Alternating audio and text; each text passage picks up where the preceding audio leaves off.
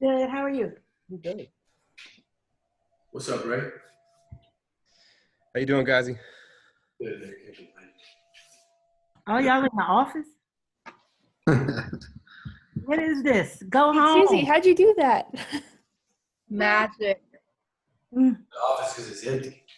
I mean, the only time that I'll be in the office and there's not a big... And can concentrate, have quiet. Yeah. Exactly. I hear you. Mjeema, what Air Max you go with today?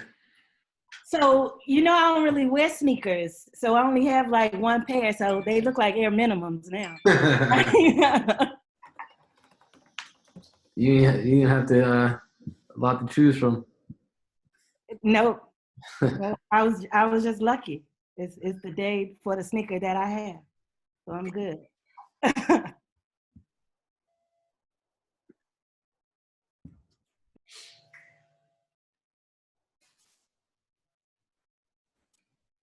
We taking bets on Tuma, you say? Oh, about who's last?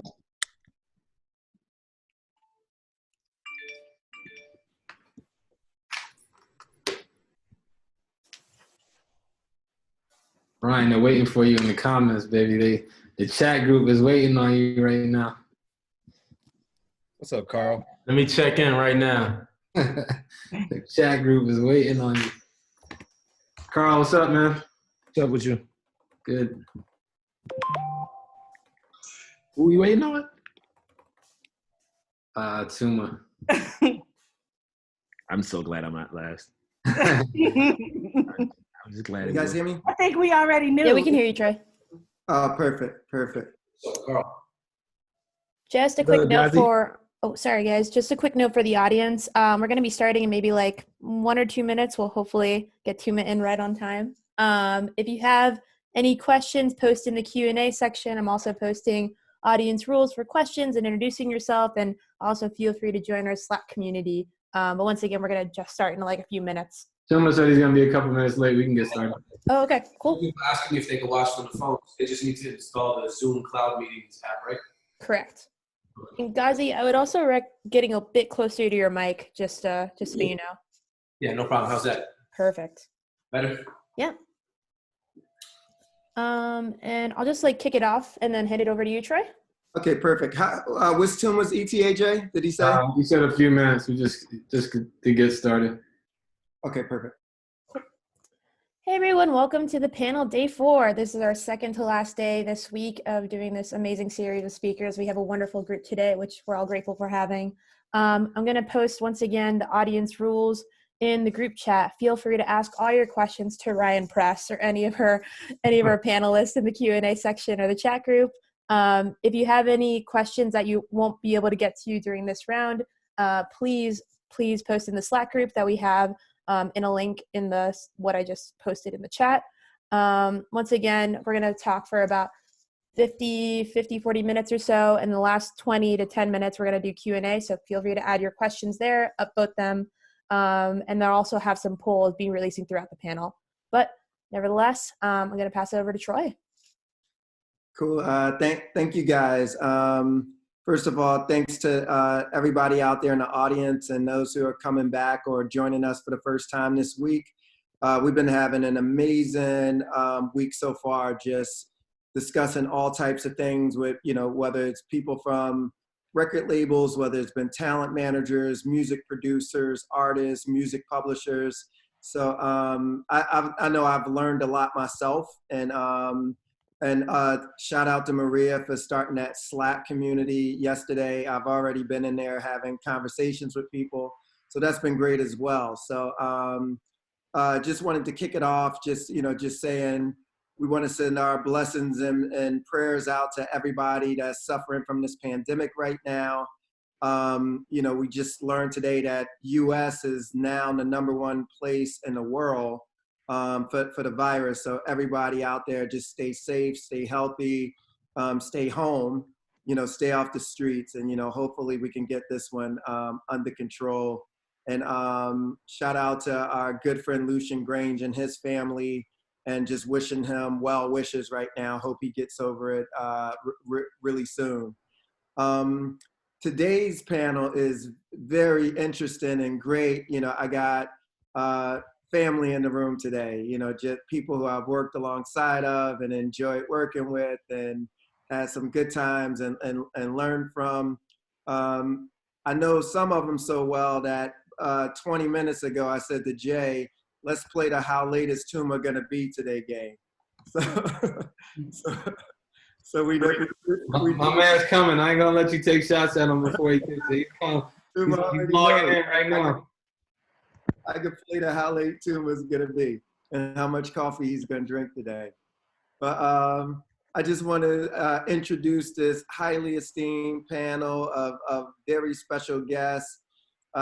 We have my girl and my sister Mjeema, who programs R&B over at Spotify. We also have Chery, hip hop and R&B and all things urban over at Spotify as well, formerly Apple. We have a fantastic entrepreneur who's just done some incredible things over the years, and just watching them build this business from the ground up on his own has been phenomenal. So just want to welcome Ghazi from Empire as well. We have Kurzeka from our team, who does all things playlisting and partnerships in that space for human resources, and also oversees revenue for the team as well. So shout out to Ray. We have Ryan Press in the building, who's joining us again from Warner Chapel. Tuma's on his way, so Tuma Basa, who's over at YouTube, he'll be joining us within the next few hours. And then we have my co-founders, J Erving and Suzy Ryoo. And then we have Maria, who's put everything together, who runs marketing and digital strategy for all things Q&A and human resources. So just want to thank the panel for being here today.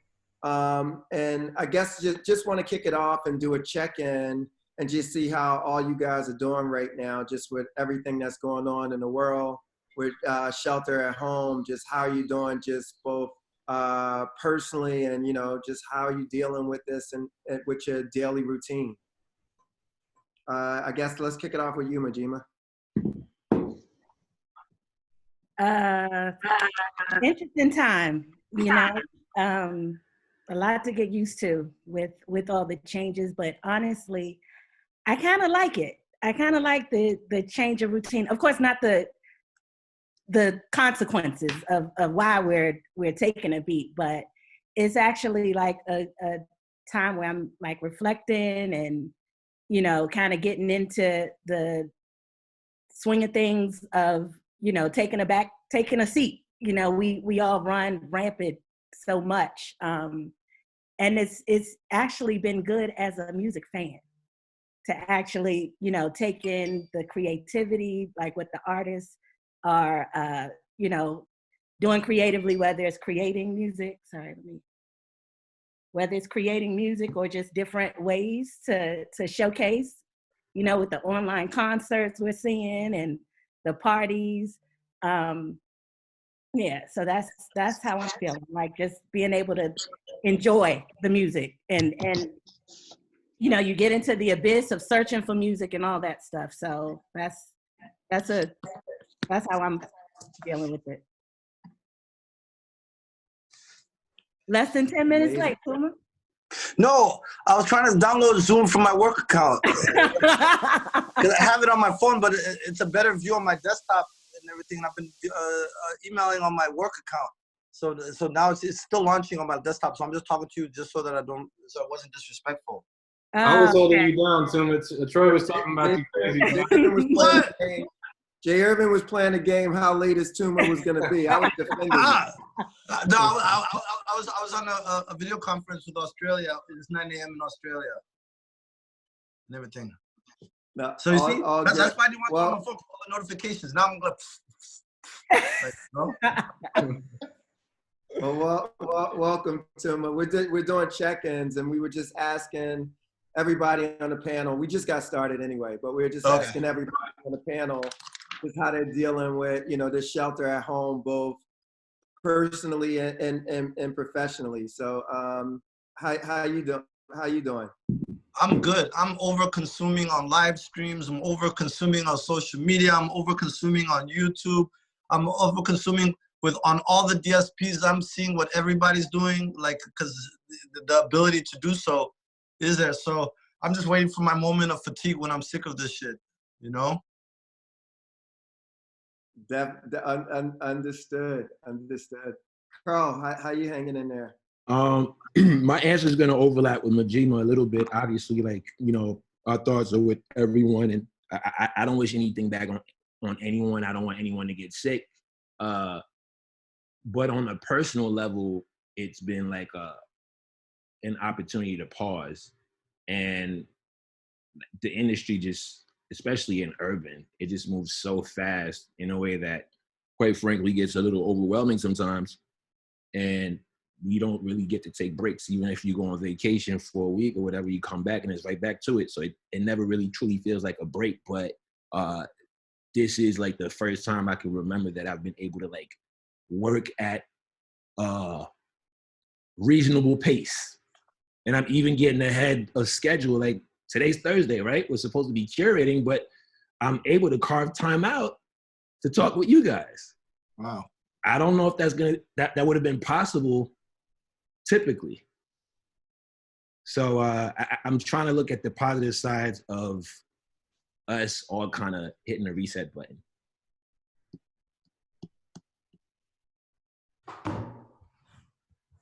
It's funny, it's like we were all forced to reset. That's Yeah. like the cool part about it. And things will never be the same again. You know, remember that Carl Thomas Ghostface song, Never Be the Same Again? Yeah. That's our lives. How it go? I can't remember. You don't remember the Ghostface Carl Thomas? Sing it. Sing the Carl Thomas part. Was in the court, remember? He was in the court with the big Iron Eagle. I got you, Tuma. Bulletproof Yeah, wallets. Carl remembers it. Bulletproof wallets. Yeah, exactly.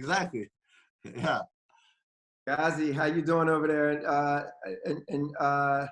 over at Empire? How you dealing with everything? I think we were always a company wired for the present, wired for the future. So we're doing pretty well. I'm pretty proud of like the staff and the camaraderie and how everybody's kind of seamlessly adapting to working from home. We've done a lot of, all our Tuesday, Wednesday, Thursday calls have gone off without a hitch. I just got off a 3-hour A&R call where we played all of our records, did all of our research, did all of our deal meetings. So it's been impressive to like watch the camaraderie in a state of time when things are so chaotic just out your front door. You know what I mean? So you can feel the tension here in San Francisco, people moving around, avoiding each other on the street. But you know, I went jogging the other night and it was like a ghost town. It looked like it was I Am Legend episode. You know, so but I'm extremely proud of just how the staff has just behaved and really gelled together, and you know, everybody's showing concern for one another's families and so on and so forth. It's, you know, you see a lot of acts of kindness that you wouldn't normally see, and that it feels good to see that. And I think we need more of that. Definitely. Yeah, I think this is going to change a lot of people. And Carl and I were talking earlier today. It's like this is the one time when the whole world paused at the same exact time, and it's like all of us are in the same boat together. So yeah. I think, you know, we come out of this all a little bit more compassionate and raw too. Well, I think we also, all of us live in large metropolitan centers where we actually feel this a lot more than maybe people living in rural areas. So, yeah, you know, I'm in downtown San Francisco in between 5 gyms and like 30 restaurants, and there's not a single person in the streets. This is the second most densely populated city in America after New York. There's nobody outside. So, I mean, I think that's the other important thing to note is that a lot of people are complying. You would imagine that a lot of people would be like, fuck that, you can't tell me I can't do X, Y, Z. But a lot of people are falling back and being like, you know what? This is a serious situation, and this might affect people that I actually really love. This is not really an about me thing at this point. It's an us thing. And it's nice to see America become a country that's an us thing in a generation where it's you only live once and go for self.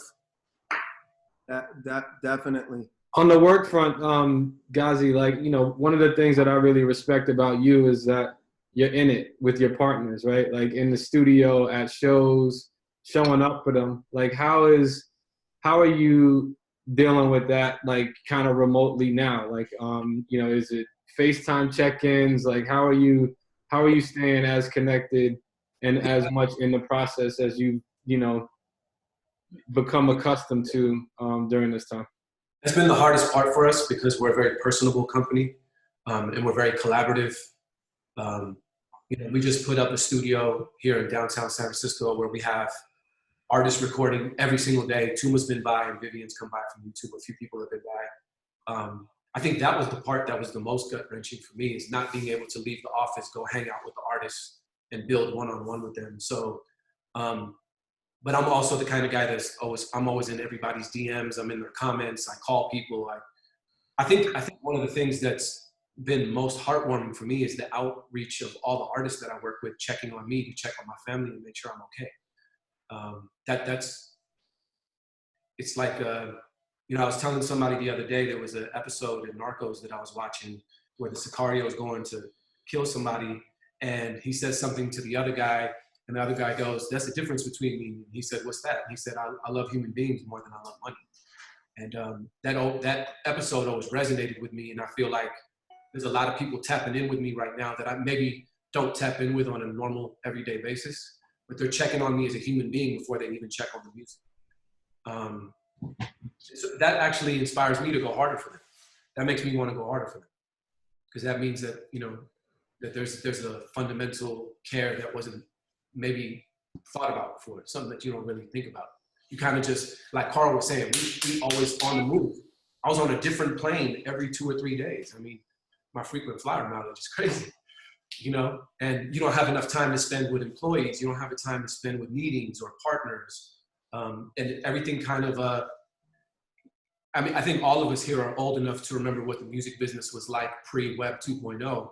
And when things move just a little bit slower, and now things come so quickly, it's kind of hard to, you feel like a guy that's just going like this all the time. And you can't really give things the time that they deserve. So slowing down a little bit has been a good introspective thing. But again, we've obviously seen a lot of other things that you guys are seeing, that streaming is kind of sagging a little bit. Media consumption might be up, but music streaming is sagging a little bit. And that's what I was going to bring up, like, because as you brought up Narcos, you know, and my conversation this morning with Carl, we were talking about like where like Netflix, TikTok, YouTube sort of owns the home right now, and like, you know, music, we own the commute. We own the commute. We own those moments. So right now it's like we see this shift. Like, are you guys seeing this dip? Are you guys worried about the dip? Do you think it comes back? I think it'll definitely come back. I think what's happening is you're seeing people who commute are not commuting. People who go to the gym are not going to the gym. Restaurants are closed. Businesses are closed. Foot Lockers, Foot Actions, places that are playing music that have subscription services. And then you're also on the platform side, like with Spotify and YouTube. I'm sorry, say that again? Oh, no, I was saying like on the platform side with Spotify and YouTube, like what are you guys seeing over there? We're seeing a bigger dip on Apple than on Spotify. Oh, no, I was saying with the like internally, I wanted to see like from their data perspective. James. What's the question? It's basically, well, I think every DSP is the social security number, Mjeema. No can do today. Well, I think Ghazi's got it right on the spot. It's the social consumption that's gone down. I don't think personal consumption has gone down. So because of public usage of streaming services, whether it be the gym or even a spa. When you go to a spa, they didn't make that nice soft music, etc. It's they're basically using some DSP. So the social consumption has gone down. I think personal is still up. There's a channel on YouTube called Chilled Cow that is lo-fi hip hop, and I like to. It's like a live stream. It's like very background music, so you can work. Very sedentary. I think things like that. I saw Will Smith did something very similar. Things like that are still like doing well, etc. So those are individual listening. So I mean, the other thing is I that kind of also think, even from a personal standpoint, like people are looking for information. I've watched the news like more than I ever have in my life. So I think, you know, that has a lot to do with it. Just trying to take in all the information that's happening. What you laughing at, Carl? I'll tell you after. Okay, well, that's it. I'm throwing to you now. No. I'm gonna say what I'm laughing at. Me and Tamika talking on the side. Tell Tamika and Dusty I'm not gonna ask no hard questions. 'Cause I'm not gonna have my team beating me up again. Start your shit, Troy. Oh man. Tell Tamika I got my muzzle over here. I'm not gonna ask anything. Social habits have changed. That's what it is. I think. By the way, I think a lot of these habits are going. I think, Troy, I think it's going to be permanent. Some of it, not all of it, depending on how long this lasts. we also remember that a lot of people are trapped in the house, right? So if you got a family of 4 or 5 trapped in the house, I don't think everybody's sitting in the corner listening to their own individual consumption stream. They're probably playing one stream in the house. Yeah. So that's why you're seeing some of the sagging as well. That's another reason. And we got a lot of time on our hands now. I just heard that YouTube Kids has gone up, like because all the kids are at home. You know what I mean? So I just heard that just probably like in the last 2 hours. So can I ask you something? Can I ask you guys, ask everyone something? So this is the 4th day. I think every day in the comments, at least myself, I've read, is this a good time for artists to release music? And everyone is giving their perspectives, but I think, you know, y'all's perspective is probably the most, you know, or at least at the top, or one of the most important ones to hear, because y'all are the ones actually programming and working at these services. Like, is this a good time for new artists, established artists to release music? What's the climate out there and the competitiveness and the space for music at this point? To follow up. Your Party Next Door record is gonna do well tonight. We know why you're asking. They know your shit's coming. I'm asking it. That's a question that we've heard every day. So would love to just get their perspective on it. I think yes. I mean, we need music, and it's time more than ever, right? So what? Everyone's just gonna put like a pause on the releases and not come out with new music. We need the machine to keep going. The one thing that I've been thinking is for the superstars, though, because typically they have to release, and you know that the tour comes soon after. So depending on how long this lasts, I wonder how they're gonna play it, and if they're gonna like hold it or just drop it and just have the tour come later. I'm not sure, but I do think people need to keep putting music out. Like, that's all we're doing. We're just consuming. Yeah. I think big album releases are going to move back just because of ticket bundles. If they're really wanting to go for that, like top 10, top 5, even #1 chart spot, when 70,000 units of your first week is going to make or break that. So I think a lot of those move back. But as far as anybody else not in that, you know, top percentile of artists, I think keep putting music out. But the difference is right now, if audio continues to stay at a step lower, I think you have to complement your releases in a stronger manner, in a visual component. And I think the more we stay in isolation, the longer that goes, people are going to want to see each other. So right now we're resorting to TikTok, YouTube, and other platforms because that's the only face-to-face interpersonal connection that's happening. I think we're taking a content approach. We're not looking at it as, is it an album, is it a single, what is it? We just want to feed people content. If that happens to be a single, if it happens to be a music video, it happens to be a meme, let's just get some content out. Exactly. So, I'm excited to be the first artist that is going to release a music video that is a special piece of content that like stitches together Zooms of all of their fans. You know, like just creative things like that come out of just being quarantined like this. Yeah, and I also think it depends on what type of music, right? Certain music lends itself very well to what's happening right now. If it, you know, music obviously plays on emotion, right? So certain types of music are going to resonate with people right now. I think they said it was like classical, folk, something else, like are the 3 genres that are up in the current day. Ambient, yeah. But Ryan, I would say the volume of music is pretty similar. I haven't seen that many projects, but on a week-to-week basis, just listening to all the new music that's coming out, the load feels pretty similar so far to me. I don't have exact numbers, but things haven't dried up yet. In the first place, though. You said what, Tuma? Things haven't dried up yet. Yeah. Because remember, it's just like people's paychecks, like people who work for hourly jobs, wages, they're still getting paid for the last 2 weeks. When things start to dry up, everything we're getting now, whether it be the video, the John Lucas video that we got yesterday, was shot a few weeks ago or a few months ago and edited, etc. But if you're not going to have that ability to physically come in, record or physically promote or physically market, do your rounds or your what is store signings, in-store signings, or whatever, or go to the radio station, etc. Things are going to slow down. Music video production, these things are going to slow down in terms of the input. But hey, can I just answer what Ryan was just saying? Because I just talked about this on a video conference, the video conference with Australia, I was remembering when September 11th, 2001 happened and Blueprint dropped and Fabulous dropped, and Ananda Lewis had a talk show that premiered the day before, Monday, September 10th.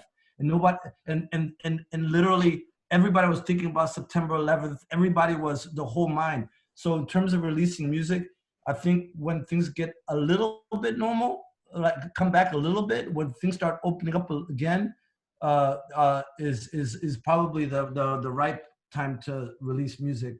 While right now, all of us were thinking about other things. I liked what Childish Gambino did with D Nice the day after on Sunday.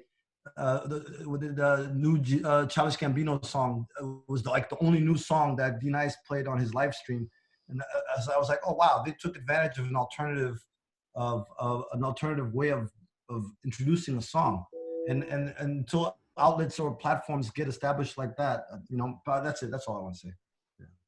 Get it. I think it's going to really depend on how long this cycle lasts, and then we'll see how to play, because artists can't go to the studio, people are not farming out production, writers are not sitting together. So there's a lot of things that are kind of, like Tuma said, a lot of things that we're releasing were already in the tank. So once that's, depending on how long this lasts, that stockpile might start to dry up, or we might be able to transition. Cool. Get out of this. How important is it, like, for artists and their teams to get in front of y'all, though? Like, with you not being able to do the face-to-face and, like, sort of hear the bigger plan and just kind of the music showing up. Like, how you guys, I guess in general, I think the number one question you guys probably get is, how do I get on playlists? So it's like, I guess, how does that impact it, with not being able to have a face-to-face, if it impacts it at all? And then in general, like, for artists that are in the audience this evening, like, how do they get on playlists if you're not on one of the big major labels, or not with Ghazi or J Erving or Ray? Who's taking that one first? You do. It's all online, so that part hasn't changed. getting music to us, and it's all the same. Like the main thing is the face-to-face, but I mean, we still get records sent to us the exact same way, still get hit up the same kind of ways. So if you look at it from that way, like if they're digital and they're doing whatever their content is online or whatever, like it's still the same. Just going back to something I said earlier, I think we're able to, at least for me, I'm able to service more people because the in-person interaction takes so much space that now I'm able to review more music. And I'm still checking in with people, phone calls, just texts and everything. So we're still interacting, you're just not in person. Right. It's like we're forced to slow down anyway. So it's like, no, actually now we do actually have time. Not to say keep bombard us, but we have we have more time to consume and look through everything too. Troy, I've always viewed like the in-person promotion or in-person relationship connection from a promo perspective, like me trying to empathize with the on the promo side or the seller side, right? Is a competitive advantage, right? Because you're gonna get the music anyway, you're gonna get everything anyway. But I think people like the in-person part because it's more memorable, it sticks, it doesn't slip between the cracks. I think right now, because nobody can get into, let's say, get to Mjeema's face or whoever's face, et cetera, or go out to dinner to talk about the project or et cetera, nobody has a competitive advantage right now. So I think right now it's actually, it's fine. This is like timeout time. And I think nobody gets hurt by this period in terms of the in-person part. So music wins right now, Tuma, is what you're saying. Absolutely. Yeah, the playing field is all the way even. 100%. Access loses. Music wins. Music wins. Access loses. We're democratized. This crisis might be democratizing music. Maybe all of a sudden all the good shit is gonna come out after this because nobody. No. Let me not get. Not get in trouble and everything. But also, just something else is I think people are going to be more creative in terms of monetizing live streams. I saw D-Nice's, I hate to use D-Nice as an example, but it's still on my mind. I saw his Cash App floating around. We have features like Super Chat and memberships on live stream on YouTube. I think people are going to discover those features that are pretty much considered alternative monetization. And I was talking to Stephen Bryan, our head of labor relations, and I was like, remember when people used to call the internet new media? What we call altmon or alternative monetization, meaning like stickers, like what they do in Korea. In Korea, when the fandom in Korea is so different from fandom in the US, people are too cool to send a sticker that they paid for to their favorite artist that they paid $2 for, and the artist and the label get paid because the fan sent. It's almost like a tip, like people tipping money or et cetera, et cetera. So I think there's going to be more digital busking. You know, buskers, the people who do like on the subway and or on Venice Beach, and you pay them money. I think that's going to move online because they're the ones who are going to lead that innovation. So I think there's going to be a lot of changes and a lot of new behaviors learned or new forms of monetization. The alternative monetization will become mainstream monetization very soon, and it's because of the period we're in right now. You know. Hey, can I bring up one more thing to Troy? Sorry, I don't want to dominate. Oh, go ahead. Go ahead. You're dropping gems, Tuma. Okay. I miss you, Tuma. Miss you too. I miss you too, Tuma. Me too, Maria. J Erving already intercepted that in email and everything. Something I was just talking about is the decline of IRL in real life. You know, on social media, when you don't know somebody and you're talking to them on social media, like, yo, we should link up in real life. I think that's now shifted to things that we only designated for, like, whether it be, I saw Magic City having like a live stream, having worship services. My niece had preschool. Hold on, Magic City had a worship service? No. They had a change of business model. Yeah, no. They had their own live stream. Passing the collection plate. Yeah. Direct the event now. There was a comma in between Magic City and the worshiping. There was a comma.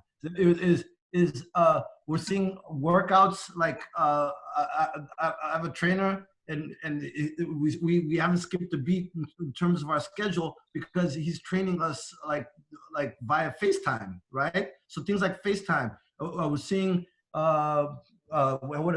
preschool. I just saw my niece was doing preschool on Zoom. So the teacher was saying A, B, C, D, and I got a picture of it on WhatsApp. Like, oh, look at Danielle doing preschool on Zoom. I said, Zoom, like a preschooler. So things that were not mainstream, like let's say online degrees, right? That may not have been considered prestigious because they were looked at as possibly inferior. to be the standard. And so a lot of things in real life, the things that we designated for real life, I had a whole list of it. I wrote it down on my hand.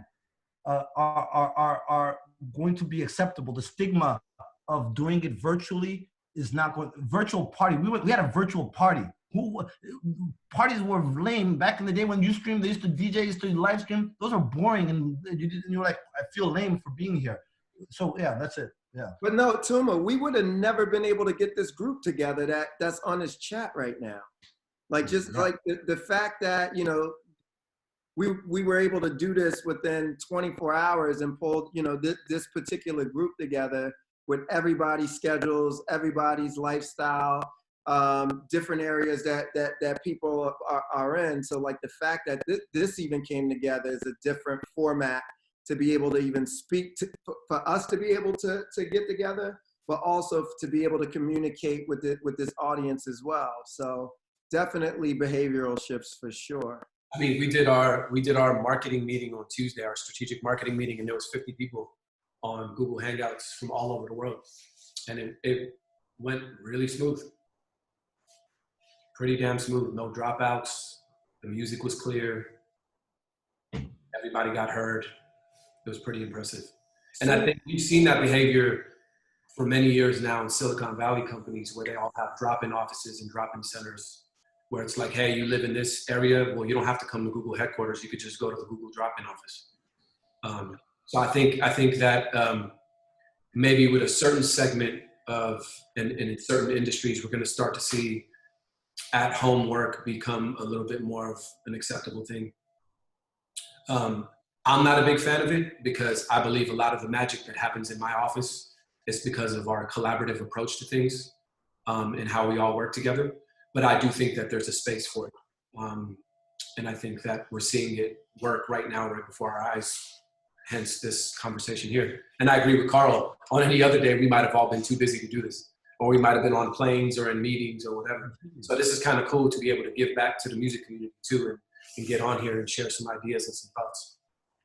Just to add to that too, like it's not just about the people that are able, you know, to have access to these tools. It's also about accessibility overall. People who are deaf, who are seeing more captioning than ever for content. People who are bedridden in hospitals are actually able to watch some of their favorite shows or see interviews like this. So what I'm really excited about with this kind of new normal that is, it's like all people getting access to education like this, music, resources of every sort. So just really moved by that overall during this time. Suze, where does all of this go? Like, you know, we're talking about this sort of fighting Netflix. It's like almost like this share of time now. Like old companies used to fight for share of wallet, and it's like now everybody's fighting for that share of time. Like, still, like where do you feel like all of this is going? Yeah, I feel like the phrase that I've heard is attention. You know, like in real life meetings and with all of our busy schedules, attention was the currency that we were all going after. And I think that, you know, attention is available now. Now it's just adjusting to the environment and like, how do we capture attention? How do we seek attention? How do we not try to be so like loud with our attention seeking, especially if you're an artist or a manager or a label? There are other things in the world that are critical that are happening. And so how do you be soft and subtle and thoughtful and like give back with your approach while participating in like getting what you need and pushing your path forward? And I think that what Ghazi mentioned about Silicon Valley companies and this concept of remote work, I think the, you know, technical entrepreneurs of today are building for a future that is 5 years out, 10 years out. And this concept of remote work where you don't have to come into an office every day, where you get to wear pajamas at home and you get to do Zoom calls all day long, that has been a reality for actually a lot of people. And if you've ever heard of the concept of a digital nomad, where you can live in Bali and work for YouTube or Google or Facebook or Stripe or these biggest companies, and they give you that flexibility because they know that the best people want the flexibility to do whatever they want, live wherever they want. With Elon Musk and autonomous vehicles coming about, like you can live anywhere and you don't have to drive your car into work. You could just, you know, like work from the safety of your car. And so I think that all industries— Should I just shut down our office now? I think like we're not going to need to invest in bigger spaces. And, you know, space, like, you see retail stores investing in space, not because there's going to be people, but because it's for, you know, showing up and for like a marketing expense. And, you know, I think that will continue to exist. But I think like we've seen, you know, the Walmarts and the big box retailers suffer. And we saw like the rise of direct to consumer companies appealing to millennials about like, you know, if you don't like your, if you don't like the old brand of anything, what is the new brand? I think this kind of economic timing enables a reset of everything. And so I think that is the new normal that we're headed to. And if we're all able to kind of reset our thinking and our approach and our focus and how we solve problems, how we identify problems, and how we create solutions, I think that is where we all need to be. And that's how, you know, the best will get ahead.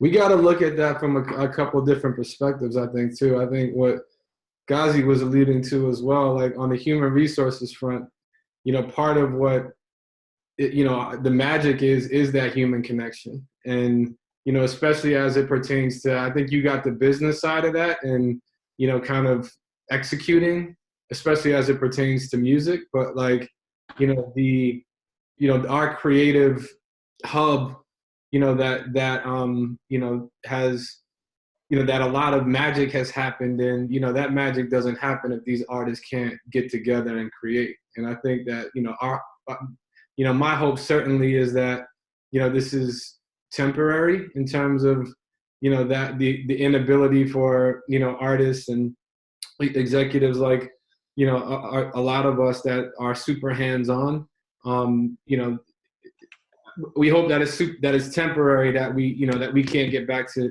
doing that very, very quickly, to be able to, you know, deliver the music that and the content that we're going to be that we're going to need to. Hey, I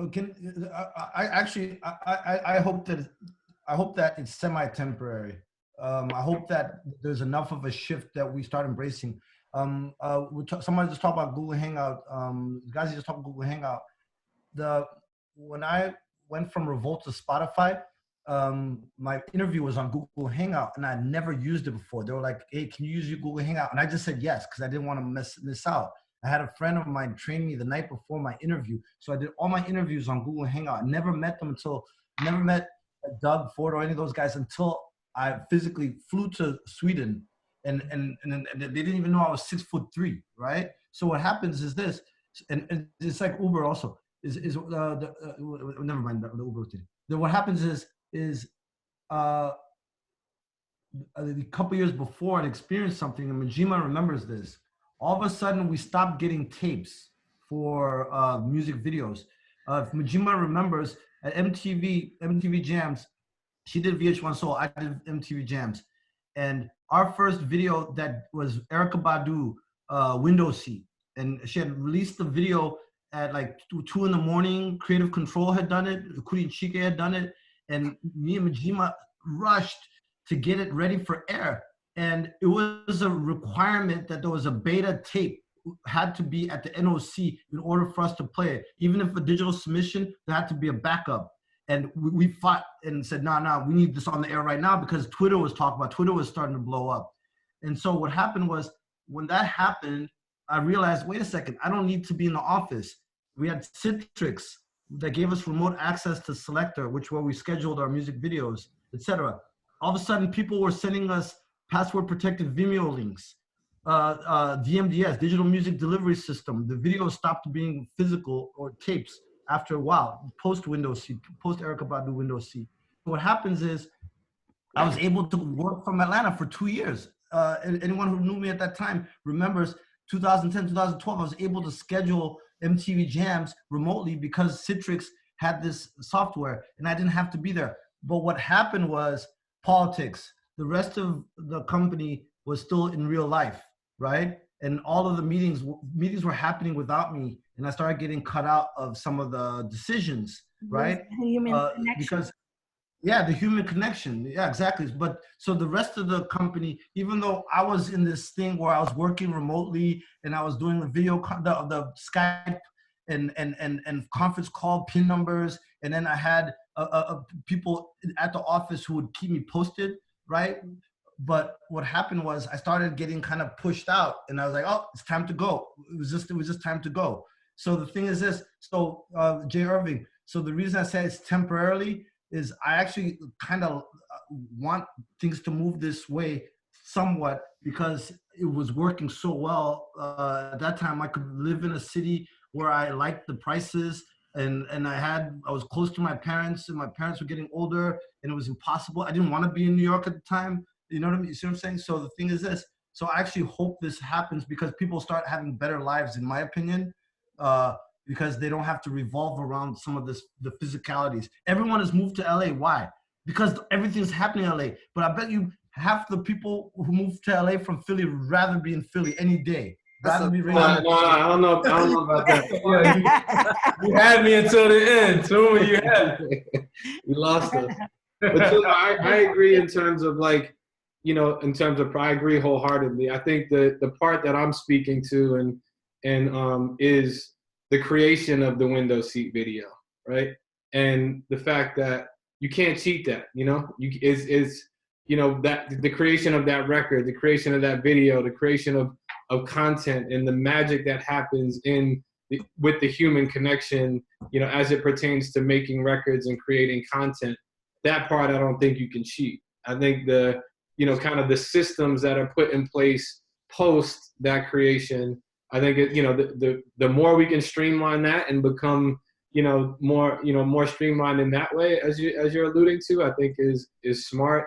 It's helpful. It's a learning that we should all take from this. But because I think it's a balance in the middle. I think if we could find that balance in the middle. Like last week, I think it was like 1 o'clock, and I took my 6-year-old to ride our bike at 1 o'clock, which would have been a lunch with somebody, which would have been something else. It would have been so to be able to take that hour, go back to work right after or whatever, and then cook dinner at 7:30 when I would have normally been out or in traffic or something, is it's kind of figuring out what does that balance start to look like, so that's the part where I'm like, is there will we see the shift, or do people 100% jump right back into the rat race?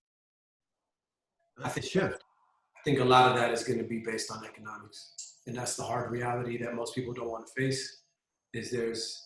I'm in a different position than a lot of people. I'm a business owner, right? So I'm sitting in an office right now that's empty that I'm paying for.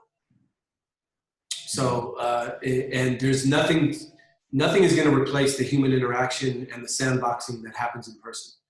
And it's not only just writing in the studio and making music videos and that collaborative effort, because you're not going to be able to change the dynamic of writers and producers sitting next to each other and creating, but it's also the marketing perspective, right?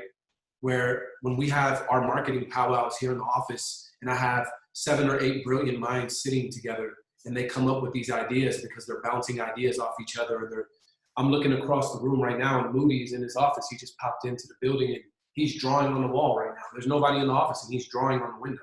What about companies like WordPress though, where that just always had distributed workers and have been hugely successful? That's in the record business ever? That's what I said earlier. I think there's a segment of business that works, and we've done it too, right? Because we're an international company, and I have marketing people in Amsterdam, in the UK, in Southeast Asia, China, and other areas of the world, and we all jump on Hangouts and get a lot done. But then there's also a segment of work that just doesn't flow the same way without human interaction. So I think I lend myself to what Tuma was saying, is it's somewhere in the middle, and maybe we adopt a little bit of this. And this is good because we're already a very progressive company. We like to live in the future, and I think that's where the future is headed. But I think there's also a lot to be said, like what J Erving was saying, of just human interaction that you just can't. It's not the same if Carl is writing a record with me and he's sitting in LA and I'm over here and he's scribbling on a piece of paper and he's distracted by his kid in the room, versus we're sitting in the studio together and I'm on my, on Ableton Live making a record and somebody else is writing and somebody's walking in and out of the room humming rhythms. It's just But Ghazi, but I don't think it matters if it's the same, if it's the norm, if that's what everyone is doing in order to be competitive. I mean, I'm just being 100% honest. There's a lot of things that are never going to be the same. The way we cook, you know what I mean? So the thing is this, but if it becomes the norm and in order to keep up the reality, because Lil Nas X is a perfect example. I use that a lot of how he found the beat, went on YouTube, utilized Twitter or whatever, TikTok, et cetera, et cetera, et cetera. And there's so many things happen. These young kids do all these collaborations, all these things without ever knowing each other. I remember when the YBN Amir guys were saying that they met on like PlayStation 2 or something like that. Or there was another one, Brockhampton. There was another one where they were all like friends on a message board, and then they all ended up. Exactly. Yeah, exactly. Kanye to the. So I'm saying is for these young kids, my niece who's doing preschool on Zoom, it's very possible that if this lasts a long time, that the behavior will change, or they'll get used to it, or it'll be normal. And one other thing that you were saying about economics, I was saying the economics part also determines one thing. Right now, it's what we're experiencing is a public health issue.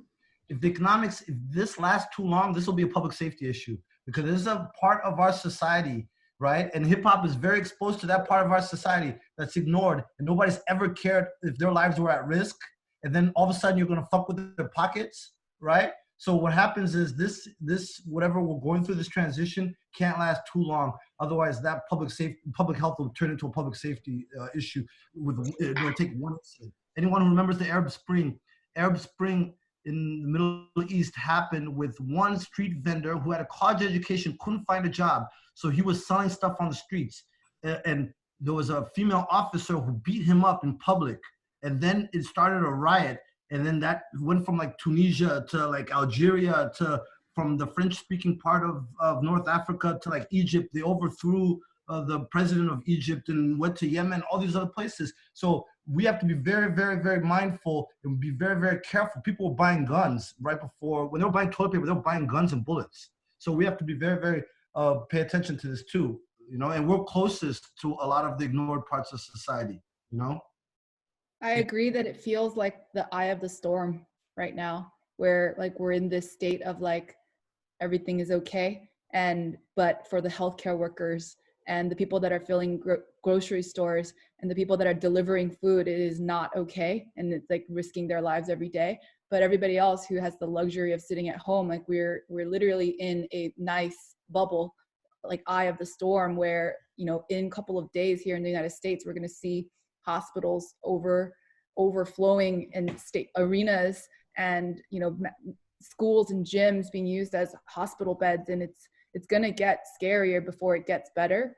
So I do think that as a community, there's more that we can do, like even more, to just buckle up and get ready and be safe and promote safety and instill hope more than the fear that could arise.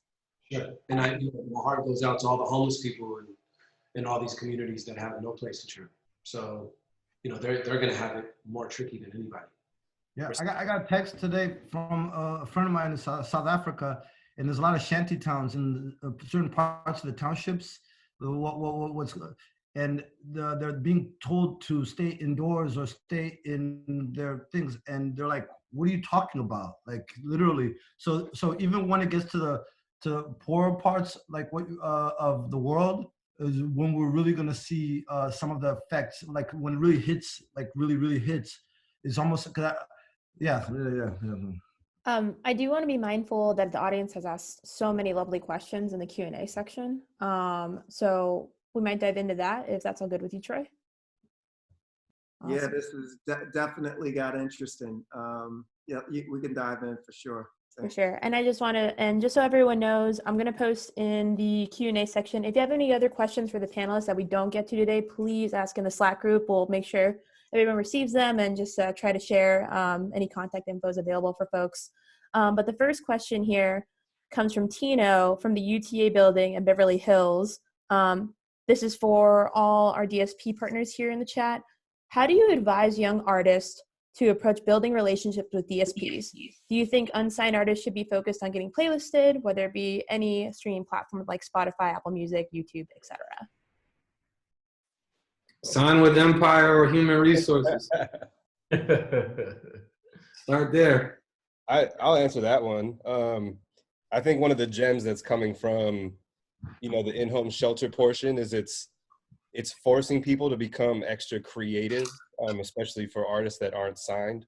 And so, my advice would be is if you're starting with playlisting, you're sort of starting at the wrong point. Because what I think you should do is shift your focus to platforms. And we've obviously seen the flood of artists, whether they're developing, established, signed, unsigned, shift their resources into the platforms that give you tools to do a lot of things on your own accord.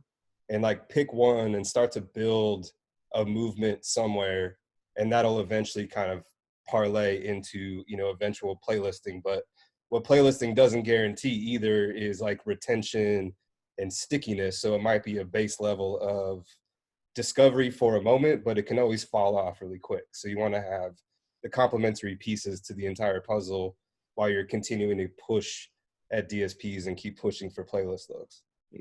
Timing is everything. I think everyone's so stuck on instant gratification. But the one thing I will say, I think everyone, there's a perception that it's just so hard to get to us. But every curator I know is very passionate about emerging artists. So we're always looking. I know it's tough to cut through the clutter, but I just hope that saying that at least reassures the emerging artists that we're always looking. So what is the song path to get to you, Carl? How does it get to your level? For just the average artist that's on here in these comments that's putting a song out trying to get that look. And all the DSPs, what is the path? How does it navigate through the system? I'm gonna keep it a buck, Ryan. There's a bit of luck involved just because of time, but I have such a large unofficial network. Whether it's Ray hitting me with something, whether it's Mjeema, whether it's my friends, managers. I actually look at all my DMs. I probably shouldn't have said that, but there's no certain path. But I guess the cleanest way I could say it is that I'm always looking. But one thing I would add to that is Jay, just one more thing. We actually go through the new music submission tool every day. I know it just feels like hitting the lotto and then you're gonna get lost with all these other submissions, but that is something we work with very, very closely. Yeah, what I was just gonna add is one of the things that we're trying to help our young artists and partners understand is getting the culture first and moving the culture first before you take that step to trying to get playlisted. I think that it's important for, we look at playlisting kind of we did at radio, years ago, where it's everybody wants to be on the radio, but you gotta do the work first and get the culture first. So we think culture first, then streaming, and then radio. We'll come to you, I'm gonna right? add to that too. It's we all have just a great network of people that can share music with us. So I would even advise artists to build your network. Go out here, the word spreads when you have good music. Keep creating, and it'll get heard. You build your audience it'll get to people. I feel like everything we're saying is connected. Jay, if they're following your advice, then myself, Mjeema, and Tuma will be the ones to knock on their door. Right. Yeah, and that's the goal. Is we're not coming to you guys begging all the time. It's we got some activity and some action around it, and I know you guys will support it. Some of the biggest success stories I've had in breaking artists is people that actually started on SoundCloud, and it took 5-6 months to get that up and to get that message across and to get the buy-in. But by the time they were at that point, it's like they even launched their own merch business. They could rip, through 500 t-shirts in a flash sale, and they created this whole miniature ecosystem around them, just on savviness, like being connected with good people in a team. And it's amazing now, like how many things you have at your fingertips to do on your own. And I think if you consistently focus on that, I think you're going to win in the end, because you're just going to have, like playlisting will be icing on the cake at the end of the day. I think one thing that we haven't discussed on this call too is touring. Artists who tour generally tend to translate into streams because you're building fundamentally, core audience. Also, some of our biggest streaming artists on the Empire side are not in any playlist. Artists like Money Man plays and never existed in any playlist because they really spent years cultivating and building fan bases that they talked to directly and that bought into them directly as artists. And they weren't fundamentally dependent on playlisting or editorial support or blog support. They built a relationship directly to their fan base, and then everything else was just icing on the cake. Playlisting, radio, editorial support, all those things become the exclamation point, not the sentence. Well said. One of our artists, Baby Rose, her managers, KJ and Mitch, said something that really struck me a couple of months ago. It was around building breadcrumbs, follow the trail. Wow. Little by little, like not like overfeeding, but just leaving crumbs to have your audience and your community find you and support you. And I thought that was so simple and yet so poignant about like how it's a long game. It's a marathon, not a sprint. I guess the flip side to that, one more thing just to add, and I don't want to take up the air of all the questions, but I guess for the executive side, for the Tumas, Mjeemas, Carls, how do you get to being in the position of being at the forefront of, what music is heard by the rest of the world to a certain degree and be that tastemaker? Like, how does an executive follow the path that y'all have taken and get there? And before y'all jump in, I just want to say thank everybody for coming today. Jay, Suzy, Maria are going to take it from here, but thank you guys again and appreciate you guys. Thanks, Troy. Thanks, Troy. Appreciate it. Okay, thank you. Ryan, is that a green screen or what is that? I just felt like switching it up today, man. Oh, okay. Because I'm like, yo, what is that? It's like those 80s music videos, on the cable access. For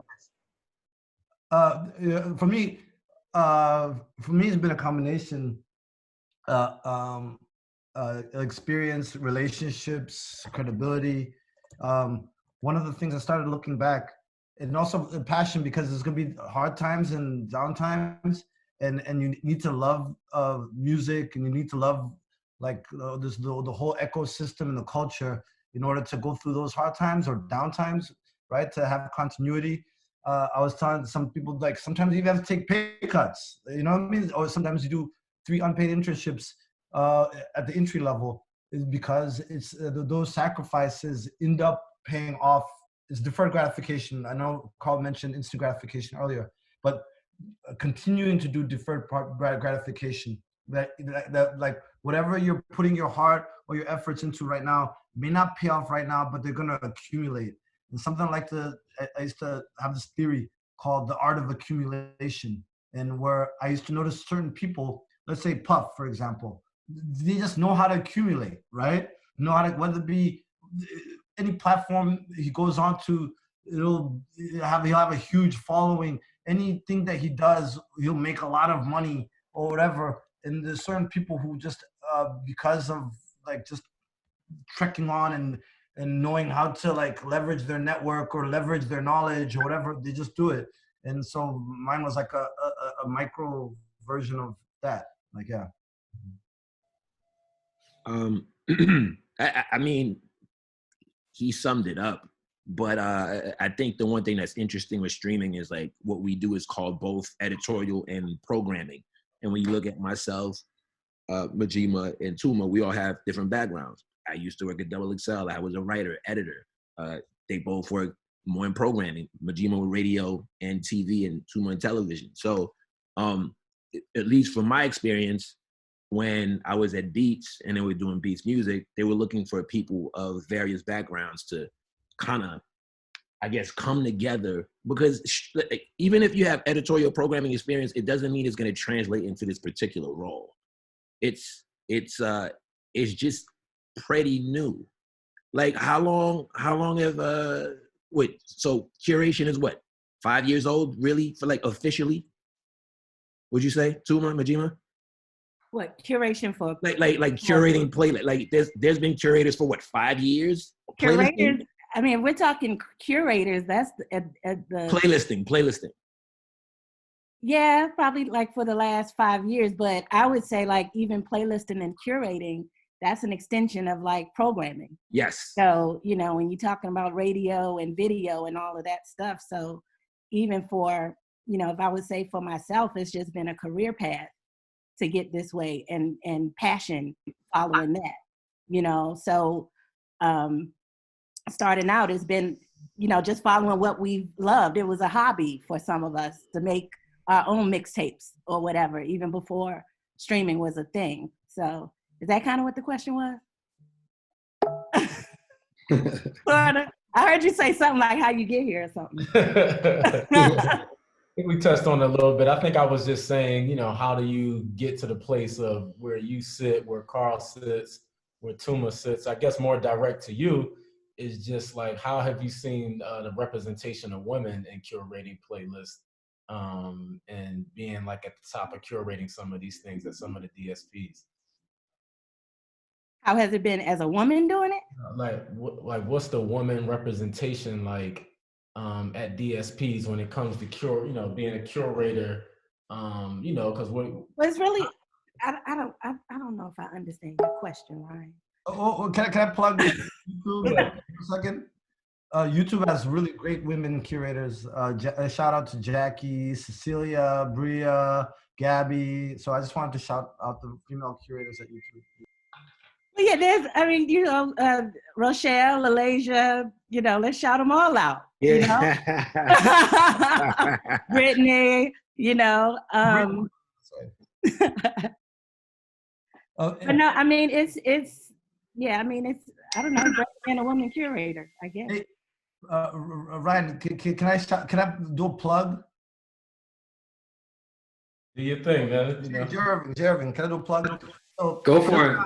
So just now, Carl was saying that about curation, how old it is. I'm actually using this Corona time to write a book about curation, right? And so that's why I want to plug that. And this is my manuscript. I actually believe this, that there's all kinds of curators. The stylists are curators, DJs are curators, chefs are curators, television executives and program executives are curators, radio program directors are curators, meteorologists are curators, museum curators, music festivals, music directors of music festivals or music directors on tours, curators. Remixers are curators, bootleggers are curators, podcasters are curators, producers, A&Rs are probably the high-risk curators because they're taking something from scratch, right? And this is the definition of curating, is basically creating, and being a creative is something from scratch, right? Like word from scratch, a tune or beat from scratch, etc. What these curators do is they take finished products or existing products, create new combinations, right? That have energy. And that's why people come to us. That's why I don't like the word tastemaker because I don't think it's real. I think the taste and the palate's already set. It's just we're making combinations of things that, of new things. We're telling a new story from something that already exists, whether it's a song, whether from a photographer's perspective, it's an image or a moment, whether from a wardrobe perspective, it's the combination of clothes. The clothes already exist. They're already designed. The stylist curates, etc. So I actually believe that all of those occupations that are curators, they're not called curators. And 10 years ago, I wasn't called a curator, and Mjeema wasn't called curator, or Carl was doing the magazine. That was curation. Right. Right. Yeah, you had elements. You had unsigned freshmen to curate. You had fucking unsigned hype on the source or SOHH.com, whatever. So what happens is I with this book, which I'm handwriting, literally, this is literally like that's why I like this Corona shit, because I've just been writing and writing. These are not, we were called music programmers, and then when we got to a place that was a little bit more space and heavy and light, it was called curation, right? And I think that all of these occupations in the future will be recognized as curators also. We appreciate That's what that. I meant. What Tuma said. That's what I meant in my answer. That's the drop the mic. Tuma speaks for me too. Tuma's writing the book, so we gotta close it out. We gotta close it out there. Yeah, you know? We gotta close it out there. That was incredible. Thank you guys, man. Thank you so much. Check out DJ D Nice's homeschool playlist exclusively on Spotify. There we go. Oh wait, tune in to Hit Boy. Tune in to Hit Boy versus Boy Wonder tomorrow. The battle's on 7:30. Thank you guys so much. For a second. Everybody, Ghazi, Carl, Tuma, everybody, you guys jumped in and did this for me last minute, and I really appreciate it. So thank you guys so much. Thank you. And to the crew that's, always holding it down, Ryan is back by popular demand, and Suzy, Ray, Maria. If you want to close it out and give them the information on the Slack channel, Maria, then folks can follow up there. Yeah, absolutely. Everyone, I'm posting in the little chat group on the Slack community Slack channel. You'll be able to ask questions there to our panelists, and I'll shoot them over to everyone.